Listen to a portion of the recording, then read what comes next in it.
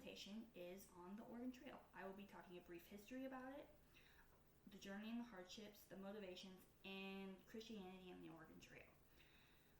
So, the Oregon Trail is a trail that goes from the Mississippi all the way to Oregon country, which is now present-day Oregon and Washington and other states in the Northwest.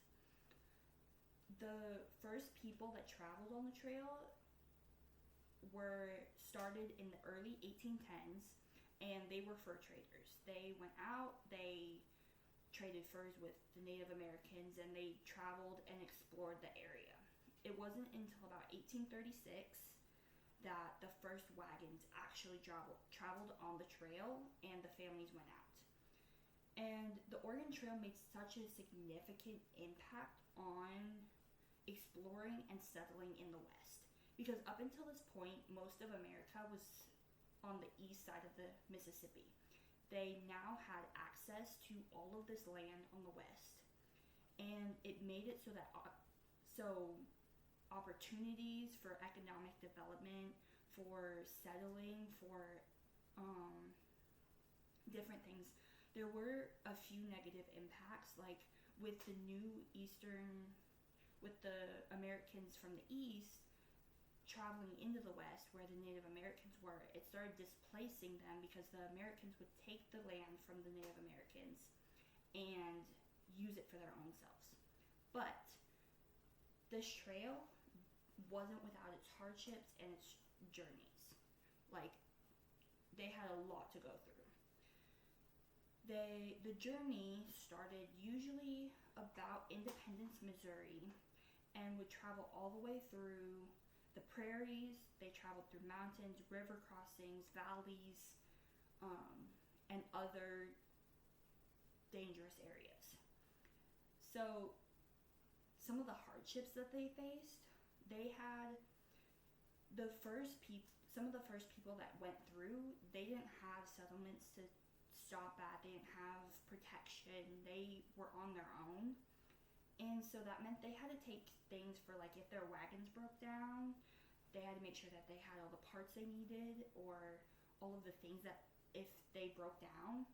They also needed to make sure that they could find food, that they had enough stuff for food and water, because the food and water that they did find along the trail, they had to make sure they prepared it right, and that it was,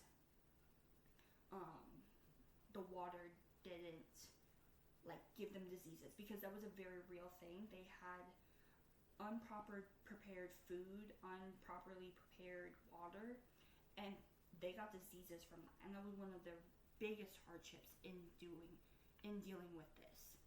They also had to make sure that they left at a good time, which was usually mid-April to early May, because if they didn't, they would run into very extreme weathers, whether that would be prairie thunderstorms or the fact that winter and fall are a very dangerous time for people to be traveling in this age. So some of the primary reasons for the development was because in the East, people had jobs at factories that weren't very well paid, they weren't very safe, they weren't very stable, and people knew farming and they wanted to have safe, stable jobs that would provide for their families. So this gave a very big opportunity for people to go into the West to find land to farm.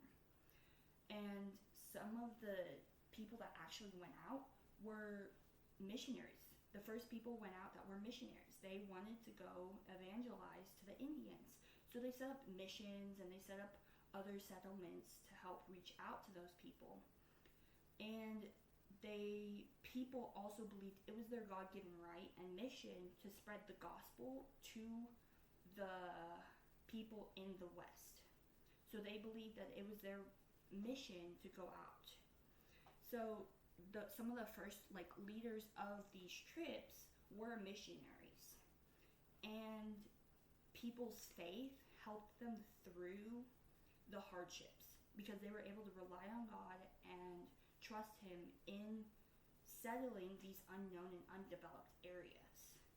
And that is a little brief history on the